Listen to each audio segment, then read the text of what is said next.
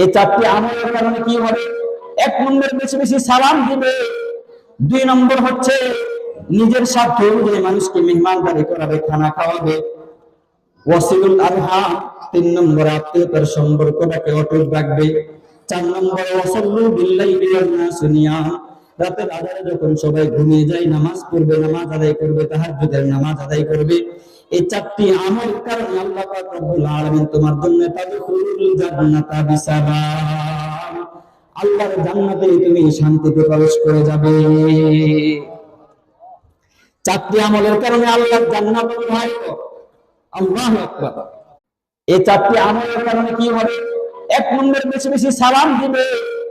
2 নম্বর হচ্ছে নিজের স্বার্থ অনুযায়ী মানুষকে মেহমানদারি করাবে, খানা খাওয়াবে। ওয়াসিলুল আরহাম, 3 নম্বর আত্মীয়তার সম্পর্কটাকে অটুট রাখবে। 4 নম্বর ওয়াসাল্লু বিল্লাইলি